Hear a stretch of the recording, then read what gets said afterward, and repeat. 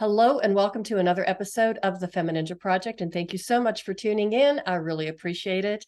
Our guest today is John Katsavos, and he is a personal trainer and podcast host dedicated to helping people regain their confidence through exercise, martial arts, and mindset hacks.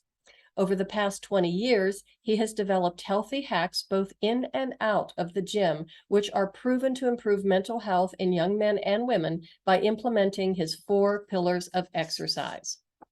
John has his own personal experience with anxiety, depression until he found his saving grace through simple hacks in working out and martial arts. John, thank you so much for being here and welcome to the show. Thank you, Cheryl, for having me. This is a great honor. Thank you. Oh, it's an honor to have you. So tell us your story. You have a very compelling story of how you got into martial arts and exercise. So I'm just going to let you take it away and let the audience know how you got to where you are right now. All right. The story of me getting into martial arts was I was a scrawny, skinny little kid growing up in a really bad part of Toronto. And my dad didn't want kids picking on me and me coming home black and blue every single day. So he put me into Shotokan karate. Long story short, I took a little bit of a hiatus between 12 and my 20s because I was, bullied in school because I was told not to show off my talent because I was pretty good sparring. I was like 4th in my age group internationally.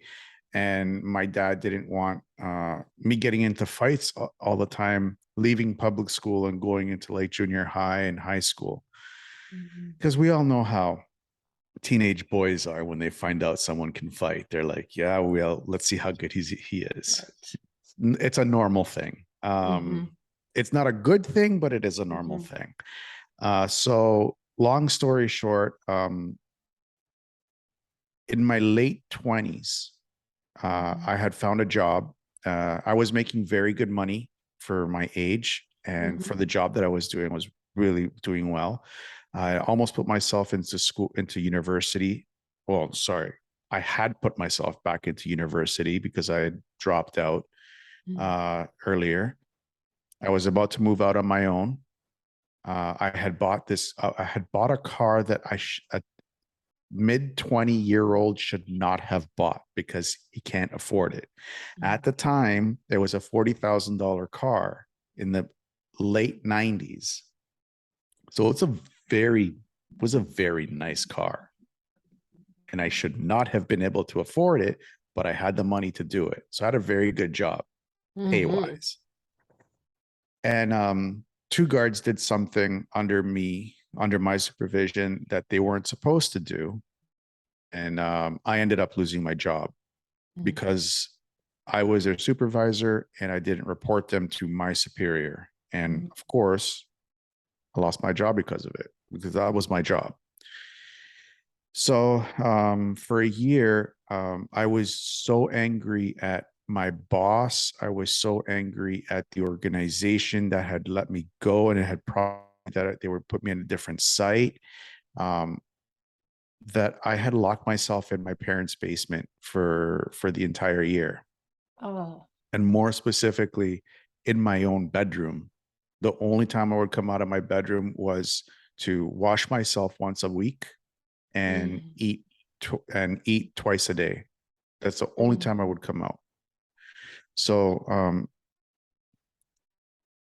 it ended up with me walking to a nearby bridge and thinking about just ending it. And something happened to me on the bridge where I was actually shown my funeral and what would have happened if I had jumped. And this thing, I don't know, I'm Christian, so I call it my guardian angel, one of my guardian angels, asked me if this is what I wanted to be remembered. And I was like, no, this is not how I want to be remembered. You're having a fight in front of my corpse at my wake between my friends and my family. No, that's not what I want. And it took me from there. and it brought me to the guy's car that I landed on. And it Mhm. showed me the mess that I left that poor man in. And it Mm. asked me, is this what you want to be remembered by? And I was like, nope. Wow. I've always been the type of person, I always have been, and I always will be, that if harm comes to me personally and physically, I can deal with it. So I can deal with Mhm. a lot. But if I do something bad to somebody else, I have a big problem with that. And that Mhm. hurts. That really hurts me. Mhm. So this being, this guardian angel, brought me back to the bridge, Mhm. and it told me, you have two options. You can either live what I just showed you, or you can walk off this bridge and there's something more valuable for you. I'm like, what are you Mhm. talking about? Have you seen the last year that I've been going through? Like, this is what I'm like, all right, you know what? I don't want what you showed me to happen. I'll just walk off the bridge. Mhm. And to tell you that, snapped my fingers and I woke up the next day and I owned the world. No, that didn't Right. happen. That didn't Mhm. happen. It happened over a course of nearly 20 years for me Mhm. to get to where I am right now. And it was like little things that I was doing, from going out to daily walks to doing weird things like taking a towel and putting it over the mirror so I don't look at myself in the morning while I'm washing myself. Because whenever I would look at myself for a year, I'd be telling myself, you're worthless, you're Mhm. disgusting, your Mhm. your manure has more value on the food chain than you do. Mhm. It's not very good conversation. So I didn't like myself. Mhm. So I would put like a towel over the mirror so I wouldn't see myself. I would just wash my face, might brush my teeth, whatever. Mhm. Back then Mhm. I was pretty bad. And But at you least you know, were functioning to a small degree.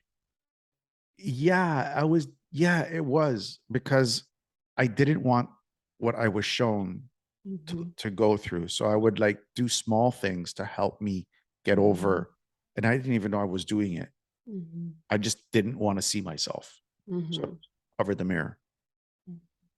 Then I got a job. Then I went to a gym because I had money to go to the gym. Then Mhm. I got a promotion. I found a better job. Mhm. I went back into martial arts, Mhm. and the martial arts was the turning point for me. Mhm. It really was a turning point. Did you go to back to the same style of karate that you were doing? No, I went into something totally different that I had dipped my toe in before I fell into the depression, which is Russian martial arts, Sistema. Wow, I never heard of that one. I'm sure that's pretty wild. It's an intense form of martial arts. Like, there's Mhm. no competitions, there's no belts, and that's what was the initial um lure for me. Mhm. The initial allure for me. And I'm like, well, okay, I don't have to worry about doing tests anymore. I don't have to Right. worry about going to competitions and proving myself how good I Right. am. All right, let's the initial aspect. And plus, I was like, what?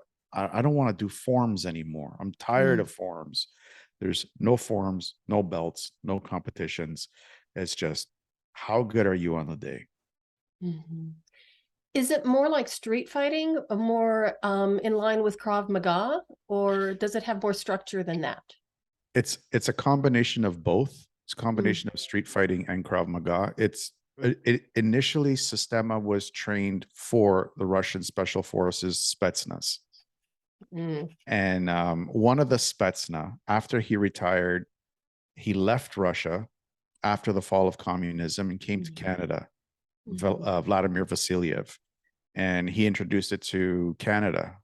Mhm. And well, here we go. There's two forms of Sistema. I forgot. It's been a while Mm. since I've there's, yeah, two forms. I forgot what they're called. Mhm. We learned the Mikhail Rebko and Vladimir Mhm. Vasiliev style. That's the style that I learned. There's another one that's a little bit more formal. Mhm.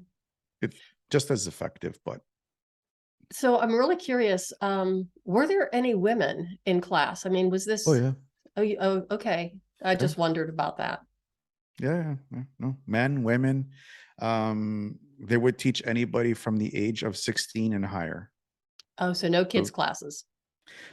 not initially, no, but the Mhm. school that I went to, Fight Club in Toronto, Emmanuel, the instructor there, he introduced kids classes, Nice. but they don't do the hard punches that we do or the choke outs. Like they do more movement stuff and, Mm-hmm. trying to understand their bodies and how it Mm-hmm. moves and, how their bodies feel while Mm-hmm. under stress, stuff like that. Mm-hmm. Anti-bullying tactics. It's really good. So important and so valuable. Yeah. I just want to go back to, the time of that horrible depression and how devastating self-loathing can be to a human being. I mean, I understand, I've been through it. And when you're talking about covering the mirrors with a towel, as a ballet dancer, you walk into a ballet studio and there's no avoiding the mirrors. So sorry. But I couldn't even look at myself in the mirror. It was just horrible. Yeah. And the It's fact that you were able to bring yourself out of that, did you have any therapy? Did you have any medications? Or did you just have nature's therapy, which is movement and physical health? I didn't seek out any professional advice Mhm. and I didn't get any medication for it. I just I was just taking it one day at a time, Mhm. 1 minute at a time, 1 hour at a time. That's all I was doing. Now, just as a disclaimer for everybody out there, if you guys are listening and you do have and you are suffering from depression and suicidal thoughts, please, please, please seek out Mhm. professional help. Please, I beg you. I did Mhm. it the hard way. I don't want people doing it the hard way. Mhm. Well, I did it the hard way too. Yeah, and it would have been nice to have a little bit of support that I could depend on. Um, but I mean, during this time, your family must have been so worried about you. And as you were coming out of it and doing these little steps to bring yourself back into, the world, what was their reaction? I mean, did they give you support? Did they give you encouragement? How did that happen, or what happened with that? I come from a old school traditional Greek um, family, Hmm. and there wasn't any. I wouldn't say there was. My mother, she gave me support in the way that I needed it, which was Hmm. to give me space. Hmm. She would pop in once in a while and see if I was okay, asking, "Are you okay?" And I'd be in my stink playing video games. And Hmm. she's like, "Okay, at least he's still breathing. Hmm. At least he's still breathing. He's still here." Like she was like, after she told me, she was very worried and Hmm. very scared about me. Hmm. And but she always knew that I was strong enough to get out of it. Hmm. Um, so when I told her about the incident on the bridge, she almost broke down. She's Mm, like, I never thought it was that bad. If she goes, if I thought it was that bad, I would have done something. I'm mm. like, well, you wouldn't have done anything because I wouldn't have listened. Right, right. So, as to the other part of your question, when I was getting out of it, I was Mhm, doing it in secret. And I'm a very big believer in Christianity. I'm a very big believer in Jesus and his words, not the mhm, practices of other people in big white cloaks telling me what the words are, but in his actual words. mhm, And one of the big thing that actually got to me was when you pray in secret. mhm, So when I was doing things, I didn't know I was doing this. Just to be clear, I mhm, was doing everything while everybody else was at work. So nobody knew what I was doing. I was doing all this in secret. And like after I got out of it, people are like, okay, now he's fine. We don't know what he did, but it's mhm, fine. So I believe if you do stuff like, I don't want to say that because I'm a very unique person and I don't want, mhm, like, if people are suffering from depression, you need to find the support, like you said. It's mhm, very important to have support. mhm, If I had support, I would have gotten it. It wouldn't take me 20 years. It would have mhm, taken me 2 years. Hmm. A year, 2 months, I don't know. But you don't know that. No, but it's always good. It's always good. Like coming from another perspective is coming from an introvert. Like I am Hmm. an introvert. Hmm. Surprisingly, I'm an introvert. Yeah, I am surprised. I was not expecting that. I'm a very big introvert. Just listening to other people's stories Hmm. um, can be like therapy for an Hmm. introvert. You Hmm. don't have to verbalize, you don't have to say your story, you don't have to share. Just be in a group and just listen to other people and what they're going through. You can, you don't have to approach them, just take it Hmm. inside and see, okay, how could I make this for me? Kind of thing. Hmm. That's why community is so important, to be a part Hmm. of a group of people that are going through the Hmm. same thing or have been through the same thing. Hmm. You don't have to be actively there, but you Hmm. can be actively listening, Listen. but be silent Hmm. as well. So that's why I say, like, for me, it was different because it's my personality. Hmm. Um, and if I didn't have that experience, believe me, I would, if I didn't have that experience as an anchor, Hmm. I wouldn't be here speaking to you right now. Hmm. I'm really curious because you're talking about listening to other people's stories, which I think is so incredibly powerful. And the more that we can talk to each other and listen to each other and share each other's stories, I really believe that the world would be a better place. And it's why I do the podcast in the first place. And I'm wondering if that art of listening and what you were doing, listening to other people, is that what motivated you to start your own podcast? It's the Fitness Oracle podcast. Kind of, yes. I started the Fitness Oracle in response to what I heard back in 2020, in July of 2020 in Toronto. And there was a massive increase in men's mental deterioration, like depression, suicide attempts, suicide, um, PTSD, anger Mhm. management, all this with alcoholism, all this was coming skyrocketing in Toronto. Right. I'm like, you know what? Other than the drug use, I've been there. I Mhm. was an alcoholic in my early 20s. That's the Mhm. best way for me to explain it. Mhm. I've been through depression. I've been through isolation. I don't know if I've had PTSD. I haven't been diagnosed for it. Mhm. I think I have ADHD. My brain goes in different directions all the time. Could be Mhm. 6 concussions I've had. Could be because of that. I don't know. Um, so I know what I've done in my past helped, and I know that there are other people out there Mhm. that have been through something similar as I have, Mhm. that somebody out there could relate to and Mhm. not do something too drastic that can't be undone. That's Mhm. why I created the Fitness Oracle. Mhm.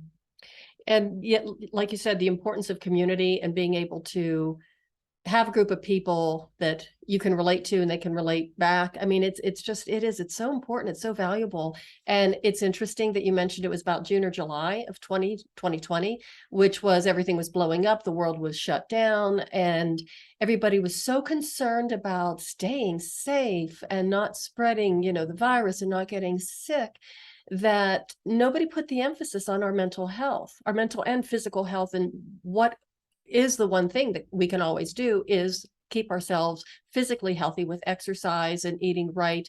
And that lack of community, the lack of exercise, the lack of even knowing what was coming next was just so devastating and so destructive to everybody's mental health.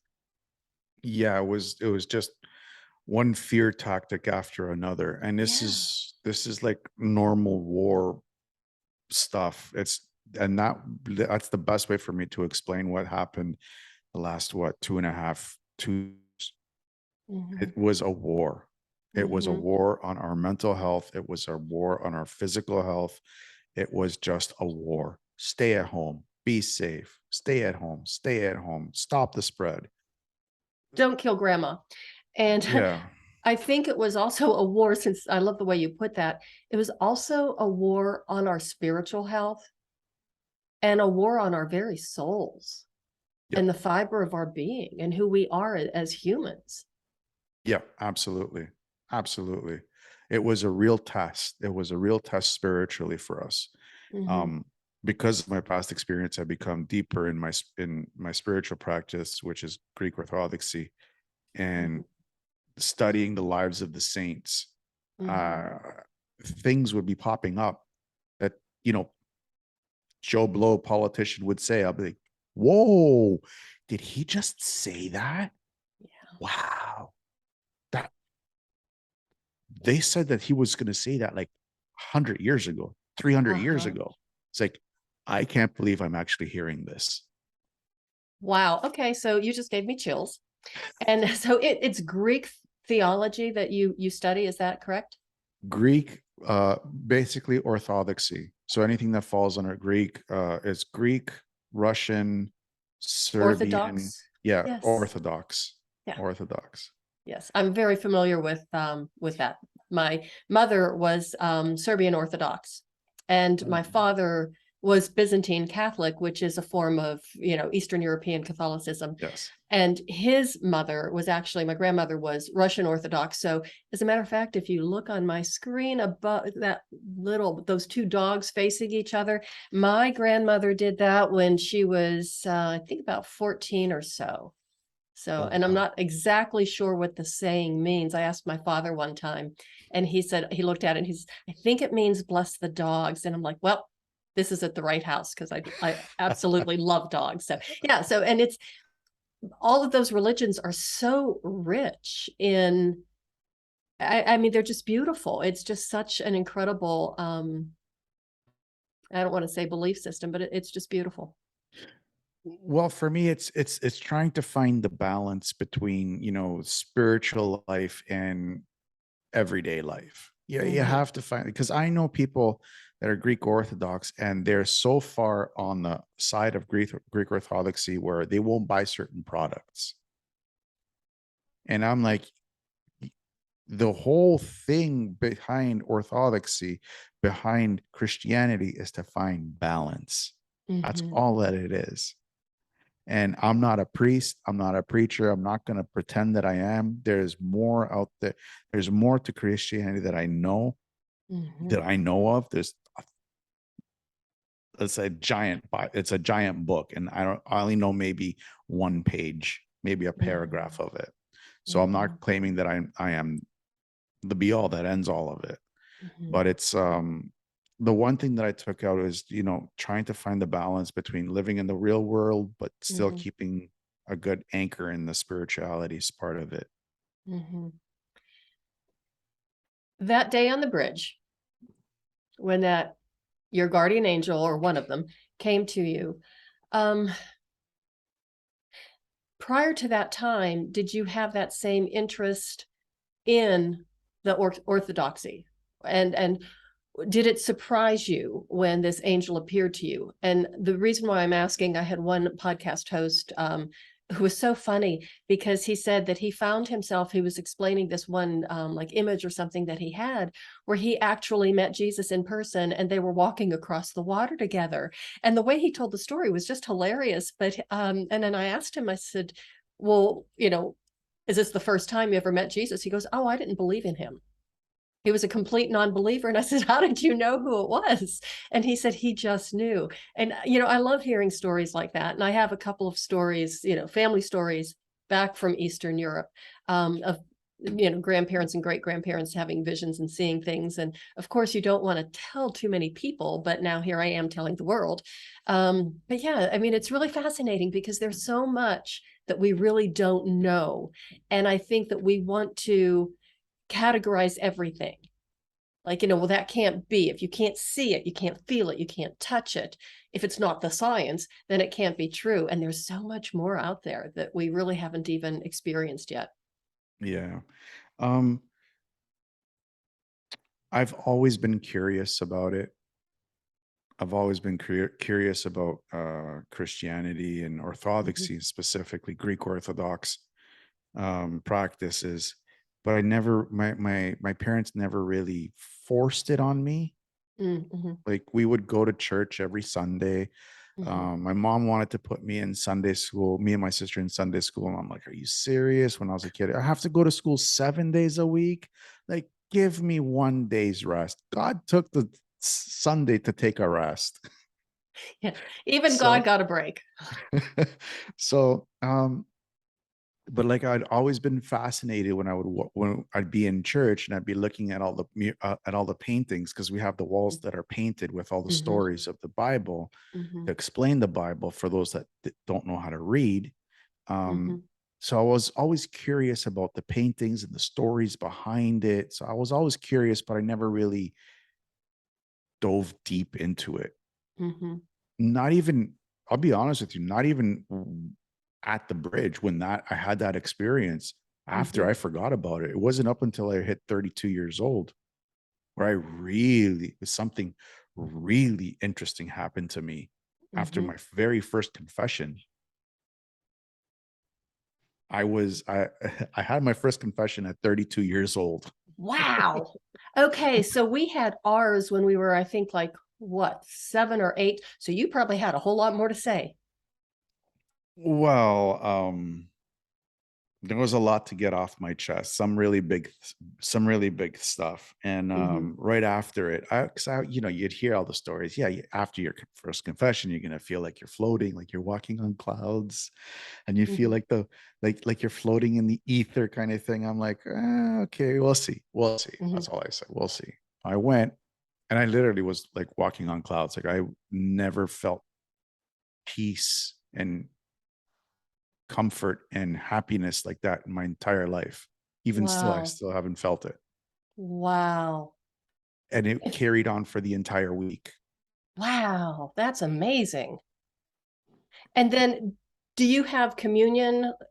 afterwards or okay. Yeah. Yeah. And do you have the bread and wine or do you have the wafers? No, we have the wine, then we take the bread. Ah, okay. I think they want to change it now because of, I think they changed it in Toronto because of COVID. Of COVID. Of course they did. Everything has changed because of COVID, and Not going to everybody get has to into that. be very, very afraid. Yeah, the power of fear. When you got people afraid, you have power and control over them. So let's go back to your business and what you do, and that is I want you to talk about the 4 pillars of exercise. So the 4 pillars of fitness, Oh, fitness. I basically just had to come up with an easy way to explain to people how to really quickly get their lives into order, Mm-hmm, in order. And it's mm-hmm, 4 simple things that we all miss. One of these 4 things we're missing. And that's why, mm-hmm, one, we can't get into the shape that we want. mm-hmm, And two, why we always fail. mm-hmm, So the first pillar of fitness for me is nutrition. You know, you have, it's not one diet that's right the diet, it's a diet that your ancestors ate, in my mm-hmm, eyes. Like the Mediterranean diet works well for me because my ancestry is from the Mediterranean area. If I eat mm-hmm, something that's from northern Sweden, mm-hmm, well, it's healthy for them, but it's not healthy for me. mm-hmm. The second pillar of fitness is rest and recovery. This is a big Mhm, one that a lot of people miss. mhm, They don't rest the proper amount of time and the proper times. mhm, The recovery aspect is just basic supplementation, mhm. right, proper supplementation, and there's another part to that that I actually removed, which is the fourth pillar, but we'll get into that in a little bit. Okay. The third pillar is obviously exercise. Mhm. If you do food, rest and recovery with no exercise, well, guess what's going to happen? You're not going to be healthy. Mhm. And the fourth pillar, the final pillar, is mindset. Mhm. Starting the day off with a proper mindset and ending the day off with a proper mindset Mhm. dividends, pays Mhm. dividends on your long-term health, Mhm. and it helps expand your life It helps you look better. It helps you feel better. Just, certain tips that you do in the morning, certain tricks you do at night. You sleep better, you get your rest better, and you're ready to wake up the next day raring to go and own it. I love those 4 pillars. But what I really, really love more than anything is the 2 of my favorite pillars right here is rest and recovery, as well as mindset, because I think that people really focus on, the exercise if they're going to do it, and the nutrition, thinking that those 2 are the most important. But boy, the mindset is huge. Yeah. And especially as we mature, we're told certain things like, that we're getting too old to do certain activities, or, you can't do that. You have, you either sit in a chair and do like, the chair aerobics, or, you have to go to the gym with 20-year-old Brad or Tiffany having you lift weights that are way too heavy. You're going to rip up your joints. So that to me is so important, is having that positive mindset. But it's more what we've already talked about, like the spiritual aspect and that awareness, the self-awareness, and then the rest and recovery, especially with the recovery. Could you go into a little bit more detail about the recovery phase? Because I think that people just think they have to push and push and push and push, and they don't realize that there's a time where your body has to rebuild.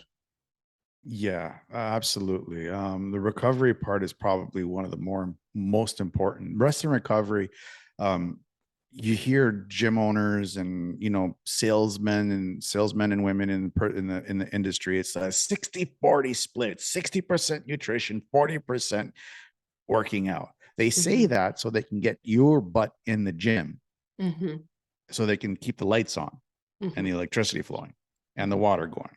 The reality is, exercise is, in my eyes, only a 1.5% of the entire equation. It's not a very big chunk. Rest and recovery takes up the majority of it. If we can't recover our bodies properly, we will not be able to grow. When you step into the gym, you do not grow anything. You're ripping muscle fibers apart. You do all your growth outside the gym when you're putting stuff into your mouth and taking the amount of time that you need to rest. Rest for me is, if you understand, there's two balance. Your body goes into 2 balances with 2 different hormones, cortisol and melatonin. And when you rest improperly, the melatonin does not have the amount of time for you to repair yourself at night, because that's when we repair. We repair at night when we're sleeping. Melatonin between 10:30 and about 2 a.m. ish. It's in our bodies, and it's repairing our physical bodies, our bones, eyes, muscles, tendons, ligaments, everything, organs, everything. Between 2 a.m. and 6 a.m., it comes out of your body and it goes into your brain and it repairs your brain. So that's why a lot of yogis, they say, oh, you have to be up at 3 a.m. because it's the window to spirituality or something like, I don't know what it's called. Ideally, you want to be sleeping. The recovery aspect, a lot of our food doesn't have the proper nutrients to support our growth. So we need the supplements to come into play, the proper supplements, whatever we're missing. There's some basic ones that we take. Like, I mean, if you're further north in Florida, you have less sun. So it's a good idea to take a little bit extra vitamin D3. It might be a good idea. Take a little bit extra vitamin C during the winter times. There's some stuff that are kind of important to have throughout the day for everybody, but everybody's unique in the sense that you're missing something. You're missing some vitamin or mineral. It's a good idea to figure out which one it is and put it into your body so your body can function properly the way it's supposed to be. And if you can't figure out what's missing, you can always see like a naturopath, Yeah, get a blood test, and they can help you out with that. absolutely. I like to do a quick test. I call it a quick test. I don't know how good it is, but if you think that you're missing, or your doctor says that you're missing something, Mhm. grab that vitamin or mineral from the shelf, put it on your chest, and do Muscle test. muscle test. Mhm. Your body will tell you. Our bodies are so smart. It's just kind of like what's in between this part of our head that kind of gets in the way.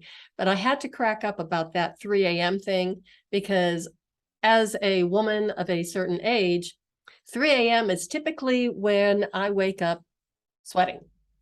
And I have to admit, though, as uncomfortable as it is, those are my moments of great clarity and creativity. I mean, I get some fantastic ideas at 3 o'clock in the morning. I don't get out of bed, but and I don't do it willingly, but it just kind of happens, or I don't plan it. It's a spontaneous thing. It's because of the amount of melatonin inside your brain. You're your most creative at 3 a.m. 3 a.m. Oh, ish. yeah, interesting. Because the brain is fixing it. It's starting the fixing phase of the circadian rhythm cycle. Hmm. So that's why we're so creative. That's why we're artists. They wake up at 3 a.m. Yogis, they wake up at 3 a.m. and they Hmm. do their meditation. It's because Hmm. that's when all the melatonin is in our brain, Hmm. and we have all these wonderful ideas. We have these most vivid dreams. We have Hmm. these most uh, great aha moments. Hmm.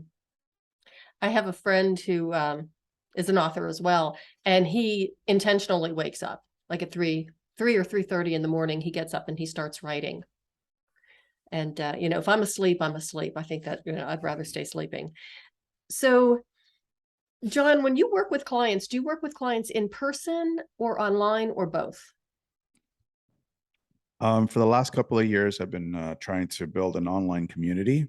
Hmm. But now that I moved down here to South Florida, I can start seeing people in person. So I'm gonna. Nice. My goal is to get that table with one body on it every hour. Nice. So I love it. How long have you been in Florida? since March, so What a shock to 7 months. the system. Huh? Sorry. I said, what a shock to the system. Yeah, yeah. Beautiful outside and shouldn't. Well, I live in Colorado where the sun shines a lot more than people think it does. We get over 300 days of sunshine. And even after a 2 foot, snowstorm, the next day the sun's out and it's just absolutely gorgeous. But don't tell anybody else that because that's our little secret too. So, how can people find you, John? I want you to give us the links to your website. Tell us the social media platforms you're on, how people can find you, and how they can contact you. I am pretty much everywhere. I go under the name of Resilient Reboot Productions. That's only because like I wanted to make just a easy way for people to find all my stuff, like the Mhm. Fitness Oracle episodes, VO Fitness. I'm planning to do some stuff on my YouTube page. Um, if you go to my Linktree account, I have all my posts, Mhm. have all my links there, and it's Mhm. easy to find whatever link Mhm. to my website, whatever. And it's Mhm. linktr.ee Mhm. / resilient reboot productions. And Mhm. again, it has all my links to all my social media Okay. everywhere. And this will all be in the show notes. But I just like for my guests to have the opportunity to tell the audience themselves. So, what would you, if you could drop like one final pearl of wisdom on the audience, what would that be?